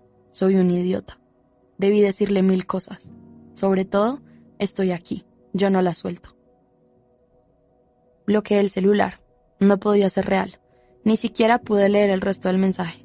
Sentí que iba a ser el momento en el que oficialmente me desmayaría por primera vez. Sentí que el mundo me caía encima. Las manos me pesaron, el aire me faltaba, la pesadilla de estar ahogándome me cayó con toda su fuerza. Solo recuerdo que le dije a Manuel que tenía que irme de inmediato a mi casa. Sentía una mezcla de emociones tan grande que no me acuerdo muy bien lo que le respondí a Luca, pero sí sé que fue una semana después de que fui capaz de leer el mensaje completo. Sé que mi mensaje incluía cosas como: no puedo creer que usted sepa que yo soy yo, me siento muy avergonzada, ¿por qué no me había dicho antes? ¿Desde cuándo? Me sentía tonta, infantil, desnuda, frágil de imaginarme que todo ese tiempo él supo, y que yo, inocentemente, pensé que mi plan estaba siendo perfecto. Estaba tan apenada, y me di cuenta de que le había mentido con lo de que había olvidado la esperanza en mi primer mensaje, pues la había mantenido por mucho tiempo creyendo que el anonimato me iba a ir llenando de valor para algún día, cuando estuviera lista, poder ponerle una cita para tomarnos un café, y ahí, solo ahí, revelarle mi identidad. Y ahora la probabilidad de que yo fuera capaz de hacerlo se reducía a 0. Yo me inventé un juego y pensé estar manejándolo, pero en realidad la única que se quedó jugando al misterio era yo. Pasó el tiempo y confirmé que lo que él me decía con tanta seguridad era cierto. De verdad me quería mucho. Seguimos hablando, seguía siendo igual de caballeroso y de oportuno con cada una de sus palabras. Creo que fui aceptando que tuviéramos ese secreto compartido, siempre y cuando no pasara nada más. Nos vimos varias ocasiones donde Manuel, y aunque al inicio quería salir corriendo, se volvió algo normal. Actuar como si no supiéramos todo del otro, y como si no nos quisiéramos tanto solo con habernos dicho unas 10 palabras en voz alta. Con el tiempo fue creciendo esa sensación en mí de que mi plan había salido de manera imperfecta, de que nuestro lazo rojo del destino nos había salido defectuoso. Y creo que fui alejándome de la idea platónica de ese nosotros. Me alejé, aunque él dio todo de él para que funcionara, aunque me hizo sentir toda la seguridad de que yo sí era suficiente, aunque me mostró que ya no había nada que perder. Decidí que él estaría mejor si yo pudiera dejarlo seguir con su vida, enamorándose de alguien que sí pudiera darle un amor real, físico, presente. Quería contarle a alguien, quería narrarle a alguien mi historia, más allá de mi diario, más allá de mí misma. Y entonces llegó a mi vida Y esa noche en el café, cuando me puse pálida, decidí que le contaría todo a ella a la siguiente oportunidad. Así fue, y me escuchó como nadie nunca me había escuchado. Un favor a mi yo del futuro. Si este diario pudiera hablar, me diría que siempre le digo o escribo lo mismo, que esta es la última vez con Samuel, que él y yo no más, que ya me cansé, que tengo que aprender a valorarme, a darme mi lugar, a saber lo maravillosa que soy. Pero esta vez no son las simples palabras de una chica herida, sino el grito de independencia de una mujer. Esta vez es de verdad. ¿Qué es diferente ahora? No lo sé muy bien aún. Quizá la palabra correcta sea cansancio. Cansancio de sentir que era para él un juguete de segunda, una niña chiquita a la que podía manipular, una tonta que se conforma con migajas de amor. Y el amor no puede ser un favor, sino un destino. Y el destino de Samuel y el mío no puede ser. Puede incluso que nunca haya sido. No quiero divagar tanto. A pesar de que esta entrada de diario es solo para mí, quiero poder leerme a futuro y sentirme orgullosa de la mujer que soy a partir de hoy.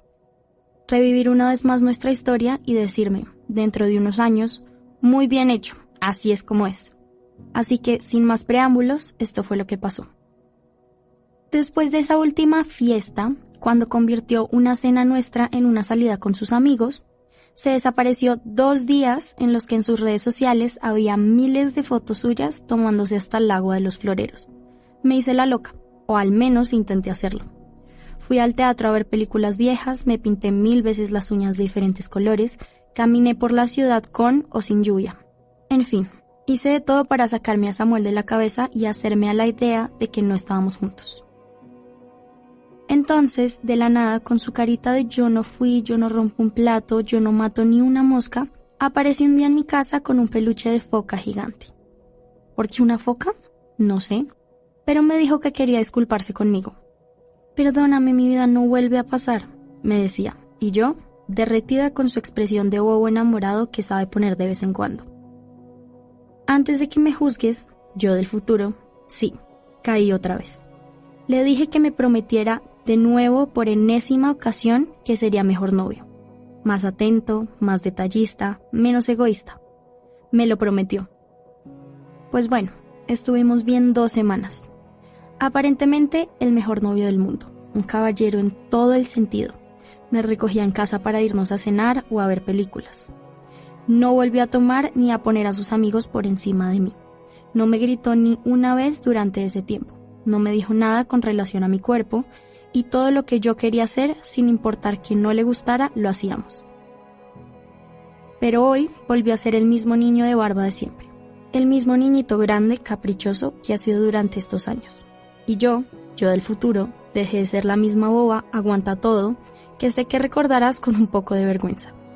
Hace unos días le había dicho que quería ir a ver la obra de teatro de Los Miserables que se estaba presentando en la ciudad. Claro que sí, mi vida, me dijo. Quedamos de ir hoy, pues. Yo compré las boletas. Quería invitarlo a él a mi mundo, alejado de esas fiestas ruidosas y pesadas en las que él quiere que yo esté metida con él. La función empezaba a las 5:30 p.m. Quedamos en que él pasaría a recogerme a las 4 para tomarnos un café donde M. Desde aquella vez él no había ido y quería que conociera a mi amiga, que se llevaran bien. Llegó la hora y nada. Samuel no llegaba. Samuel no contestaba el celular. Samuel no estaba en su casa ni en ningún otro lado. Como si se lo hubiera tragado la tierra. 4, 4:10, 4:20, 4:30, 4:40. Yo caminando de un lado a otro, comiéndome las uñas, revisando el celular. La rabia me escalaba por todo el cuerpo, me ardía. Ya eran las 5 y Samuel no llegaba. Decidí irme sola, con la esperanza de que llegara en el último instante como en las películas, con una disculpa. Había pasado algo grave de último momento. Qué sé yo, que había sido abducido por alienígenas. Lo que fuera. Yo estaba dispuesta a aceptar cualquier excusa con la esperanza de que me tomara entre sus brazos y enfriara mi ira con un beso dulce y tierno. Pero no. La vida hoy no fue una película en la que todo se resuelve en un segundo mágico. Salí de casa sola rumbo a la obra. Y yo del futuro descubrí algo que nadie más podía descubrir. Me descubrí a mí misma. Después de mucho tiempo supe que era tener un espacio mío conmigo misma. Me di cuenta de que la soledad no es una carga, sino una oportunidad. Me sentí feliz por primera vez en mucho tiempo, de verdad, sin intentar llenar las expectativas de nadie.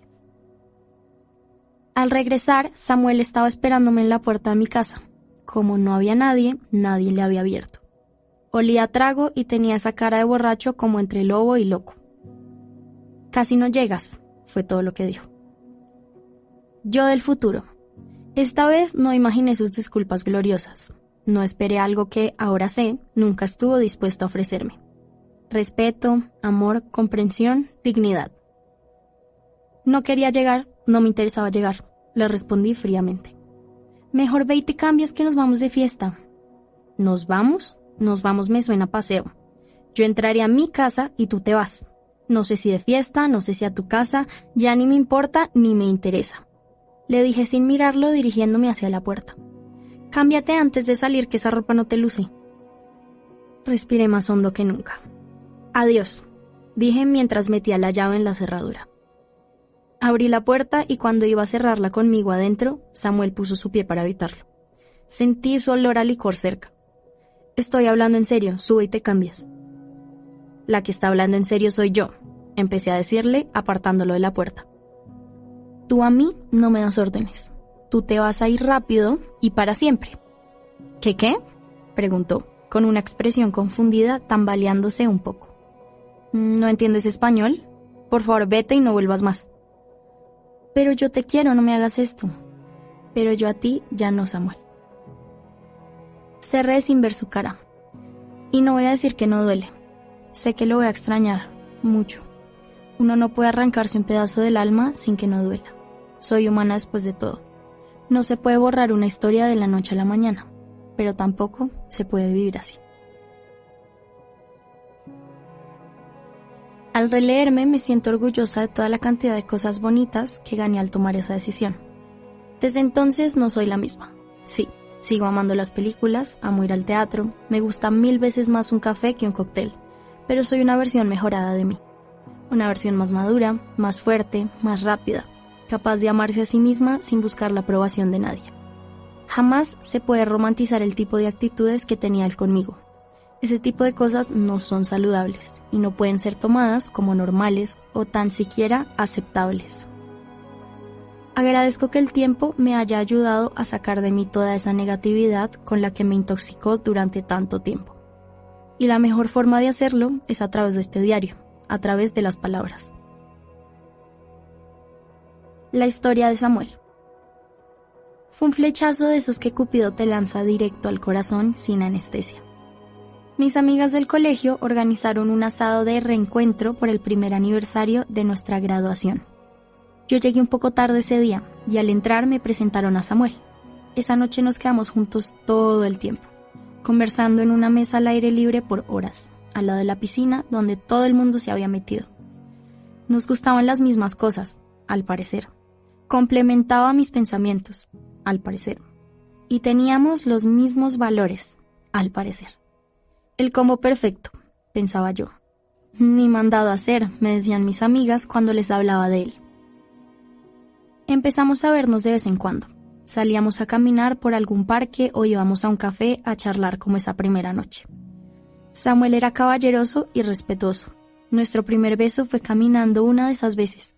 Estábamos uno al lado del otro, sin rumbo fijo, hablando de cualquier cosa. Nos sentamos en una banca y ahí se quedó mirándome fijamente hasta que me besó. Desde ese día fuimos novios. Yo juraba que estaba en una película. Era novia de un hombre bueno, generoso, caballeroso, amable. Los ojos del amor te hacen ver cosas que no están, como si fuera un oasis en medio de un desierto que confunde tus sentidos. Sin embargo, la ilusión tenía que resquebrajarse. Empezó con una llegada tarde, después se pasó de tragos y fue creciendo así cada vez más, hasta que un día me alzó la voz. No quería ver el lado oscuro de Samuel. Quise creer que eran cosas normales, que el amor era así, que solo era difícil a ratos. Luego, cuando el verdadero Samuel fue demasiado evidente, me obsesioné con la idea de que aguantando podía mejorarlo o rescatarlo. Por esa tonta creencia normalicé un montón de cosas que nadie debe permitir. Recuerdo el día en que fuimos a un restaurante italiano y Samuel pidió de entrada un carpaccio de res, una pasta corta de plato fuerte y una copa de vino tinto para acompañar. Todo sonaba delicioso, así que le dije al mesero que me trajera lo mismo que a él. No había terminado de hablar cuando preguntó, ¿te vas a comer todo eso? En ese momento no entendí que detrás de su pregunta había una crítica a mi cuerpo, y que su comentario pretendía controlar mi alimentación haciéndome sentir mal por tener el mismo apetito que él siendo mujer. Al contrario, sentí la culpa y la vergüenza que sentimos algunas mujeres cuando insinúan que somos irresponsables con nuestra alimentación, o cuando nos señalan algo relacionado con nuestro peso. Le dije que tenía razón, que yo no era capaz de comerme todo eso, y le dije al mesero que cambiara mi pedido por una ensalada. Jamás volvería a cometer el error de dejar que otros decidan sobre mi apetito o sobre mi cuerpo. Volviendo a esa noche en la que le terminé. Cuando estábamos todos comiendo en la mesa, mamá me hizo una pregunta a la que le respondí con una confianza nunca antes vista por mis familiares. «Chiqui», dijo mamá rompiendo el silencio, «¿por qué estás tan callada?» «Porque Samuel es un idiota», respondí. «¿Cómo así? ¿Qué te hizo?», interrumpió papá con un tono de preocupación. «Si Samu parecía un bacán». «Pues no todos los bacanes son buenas personas, papá», comentó mi hermana. «Y que conste que siempre te lo dije», concluyó mirándome a los ojos. Era verdad. Mi hermana Sabrina me había advertido desde el principio que Samuel era un idiota y que no me merecía. Ella tenía su misma edad y conocía en detalle todas sus historias y embarradas, pero se había cansado de repetírmelas porque yo no le quería prestar atención. Enseñanza: las hermanas mayores tienen casi siempre la razón. Ese día, aunque me costó mucho, me di cuenta de que lo que él me daba no era amor. El cielo está en mí. Hace unos días fui con D al cine, y al salir se dio cuenta de que yo había llorado. En la película, la niña protagonista se quedaba a dormir donde una amiguita, y en la mitad de la noche se despertaba casi sin poder respirar con un ataque severo de mamitis. Mi mamá me contaba que cuando era niña no podía despedirse de mí ni en el colegio ni en el jardín sin que yo estallara en un ataque de llanto incontrolable. Según muchos, era normal. Para todos los niños es difícil pasar de los brazos de su mamá a los de la profesora, pero con el tiempo se van acostumbrando y finalmente lo superan. Pero mi apego hacia ella, esa necesidad de estar entre su abrazo, de quedarme a su lado, de escogerla a ella sobre todas las cosas, no fue superable. Y nunca pude quedarme en la casa de una amiga sin que me diera un ataque de mamitis. Y creo que cuando por fin pude dejar de sentirme así, fue por una de estas razones. 1. Maduré. 2. Tener mamitis ya no es una opción. Tal vez la mamitis es una angustia que solo puede sentirse cuando mamá está en un sitio a donde uno puede llegar. Cuando uno se da cuenta de que ningún lugar en el mundo es mejor, ni más seguro, ni más bonito, ni más cálido que el lugar en donde está ella. Uno se arrepiente de haberse ido en primer lugar, y la mamitis es precisamente esas ganas incontrolables de volver ya a su lado, cuando uno puede volver a su lado, cuando ver a mamá es una opción. Y pues bueno, esa opción ya no existe para mí. Por más que quiera, no puedo ir hasta las nubes a buscar a mi mamá. No tienes que ir hasta las nubes para estar con tu mamá, Emi. Ella está contigo, es por eso que no tienes mamitis. Me dijo sin que yo tuviera que decirle ni una palabra de lo que estaba pensando. No pude agradecerle, pero su capacidad de ver lo esencial de las cosas me ayudó a entender lo que el ruido de mi propia mente me había escondido, que mamá no se había ido, no del todo, no para siempre. Aunque papá, Alana y yo no pudiéramos verla, sí podíamos hablarle, porque estaba justo aquí. Mamá está dentro de mí, en mi pecho. No sé cómo explicarlo y tal vez suene exagerado, pero la profundidad de sus palabras me transforma. Ella me ha enseñado que los sueños no son ni imposibles ni inalcanzables, pero tampoco son un milagro que aparece de la nada. Los sueños son un propósito. Me ayuda a entender lo importante, me ayuda a entenderme, a salir de mi mente, a bajarle el volumen a mi dolor, a reír, a soñar, a ser yo. Me gusta la yo a la que me devuelve, y la vida me gusta más, cada vez más, gracias a ella. Ella me devolvió un pedazo de mi corazón que pensé que era imposible de reconstruir. Y sé que hay una cosa que le voy a decir la próxima vez que la vea. Solo una cosa. Que sus sueños también van a ser un reto mío, y que voy a hacer todo por hacerlos realidad. Porque ella hizo eso conmigo. Cuando no sabíamos qué éramos. ¿Saber o no saber? En el fondo se oía el sonido del televisor. Llevábamos horas sentadas sobre la cama de su cuarto y nuestras piernas cruzadas alcanzaban a tocarse. Eran probablemente las 2 de la madrugada. Habíamos hablado de 1001 temas, pero la conversación parecía no acabar nunca. La miré a los ojos con una atención casi hipnótica y concluí que eran claros y oscuros a la vez. ¿Te parece?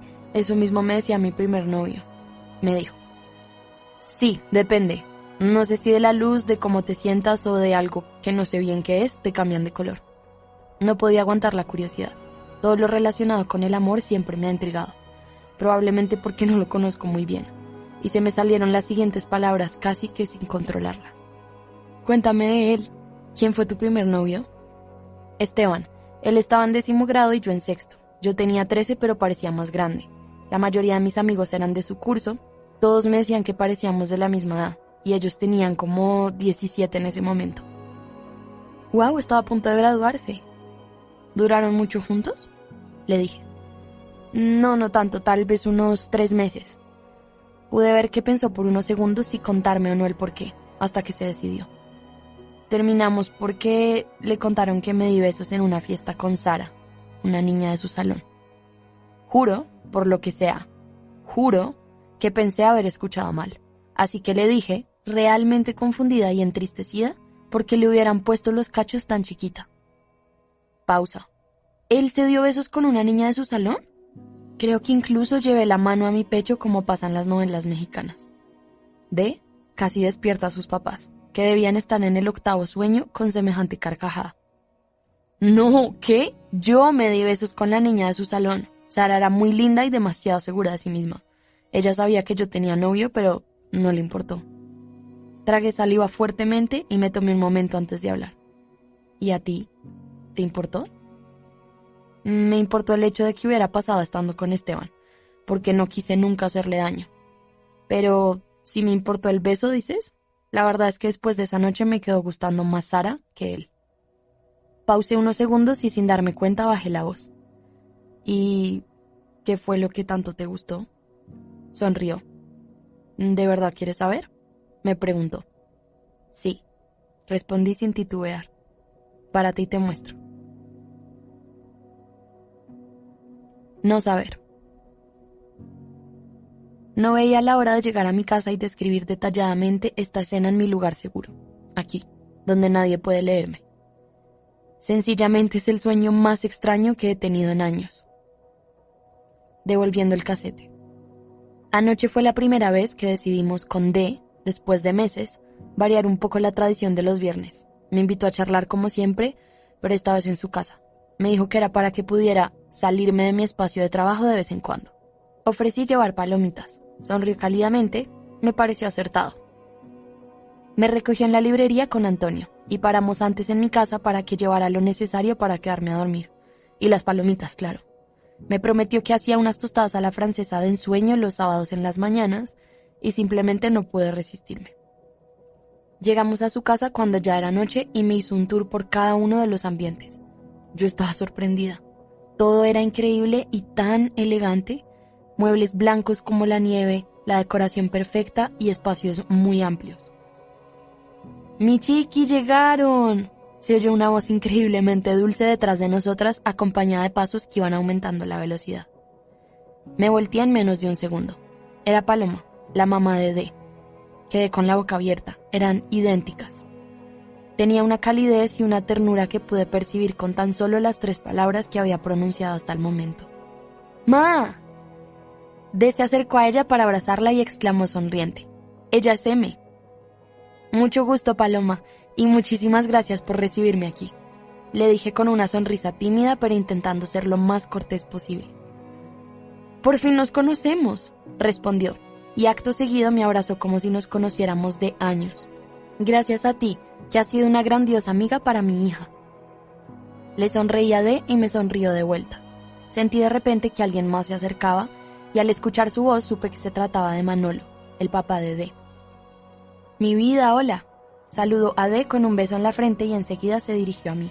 Mucho gusto, tú debes ser M. Yo soy el papá de esta criatura. Ambas nos reímos muy fuerte cuando Manolo cambió la voz al decir criatura, como si fuera un monstruo tierno de una película animada. Es un gusto conocerlos, le dije. Le dije a mi chiqui que hoy podías quedarte a dormir si querías. ¿Sí te contó?, dijo Paloma amablemente. Sí, muchas gracias, asentí sonriendo. Ya le advertí que después de mañana será adicta a mis tostadas a la francesa, dijo D. Estoy segura de eso, respondió Paloma. Entonces, buenas noches, mis niñas. D me dijo que la siguiera. Al entrar a su cuarto me llamó de inmediato la atención lo mucho que reflejaba su personalidad. Lo primero que detallé fue un escritorio blanco, grande, espectacular, y sobre él los libros que tantas veces había llevado al café para hacer sus trabajos de los cursos de diseño de moda a los que se había inscrito. Tenía un montón de diseños de ropa perfectamente alineados en la pared, portadas de revistas, post-its, recortes y retazos de tela. Su cama era como la de una princesa, con una cabecera capitonada, beige, gigante, y una familia de almohadas que se veían exquisitas y suaves. Podría durar horas hablando de cada cosita pequeña que logré capturar en ese lugar. Pero el punto es que no sé en qué momento terminamos sentadas sobre su cama hablando sobre su amor por la moda, sobre mi amor por las palabras, sobre nuestras amistades presentes y pasadas, y sobre millones de cosas más. En un momento, D miró su celular. La luz de la pantalla le alumbró la cara y me miró mientras reía con los ojos muy abiertos para decirme que ya casi iban a ser las 2 de la madrugada. No pude evitar decirle que sus ojos cambiaban de color a veces. Y bueno, el resto ya lo escribí. Lo que no aclaré fue que la conversación realmente llegó hasta que me contó de una tal Sara, y que por besarla a ella, su primer novio Esteban había decidido terminarle. Después de eso me quedé sin muchas palabras y D, como siempre tan oportuna, propuso que nos fuéramos a descansar, que así no nos despertaríamos a la hora de almuerzo y podría enseñarme su famoso desayuno estrella. Nos dijimos buenas noches, cada una se acostó mirando a lados distintos, cerré los ojos y caí profundo. Lo preocupante, soñé que le empezaba a hacer un montón de preguntas raras a D.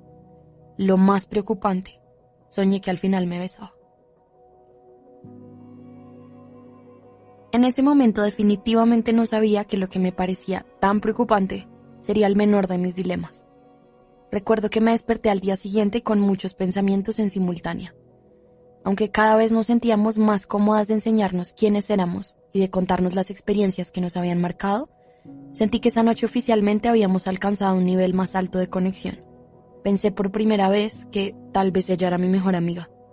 No sabía por qué nunca antes había pensado siquiera en la idea de que D pudiera sentirse siquiera atraída hacia una mujer. ¿Había sido algo que había ocurrido una vez? ¿O a D también le gustaban las mujeres? No le pregunté.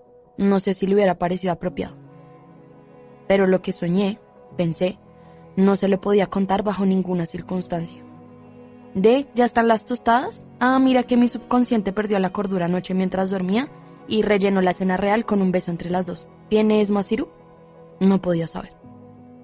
Por más que me apasionara toda la magia y el enigma que encierra esa experiencia universal de soñar, en esa ocasión decidí que no significaría nada. Mi mente se inspiró en todo aquello que habíamos hablado la noche anterior y fabricó una película sin sentido, nada más. Eso pensé. Podría decir ya mismo en cuáles de esas cosas había acertado y en cuáles no, pero prefiero que eso sea algo que se vaya revelando en el camino. 3 decisiones. Hoy recibí una llamada de Samuel. Tranquila, yo del futuro, fue una perdida. O bueno, mejor aún, la dejé perder. Mi celular sonó cuando almorzaba en el instituto y sin quitarme la cuchara de la boca, miré la pantalla hasta que simplemente cesó. A él desde ese día no lo veo y la verdad, amo poder escribir esto desde el fondo de mi corazón, ya no lo pienso. Después de que oficialmente le terminé, sentí un impulso por hacer todo lo que alguna vez pospuse. M me convenció de iniciar con los cursos de los que tanto hablaba de diseño de moda y ya llevo varias semanas en clases. Pasan los días y voy encontrando cada vez más convicción de que últimamente tomo muy buenas decisiones. Y entre mejor estoy yo, más bienestar puedo ofrecerles a los que me rodean. M está dedicada a mejorar su desempeño académico cada vez más. Y no falta por nada del mundo a sus citas con la psicóloga.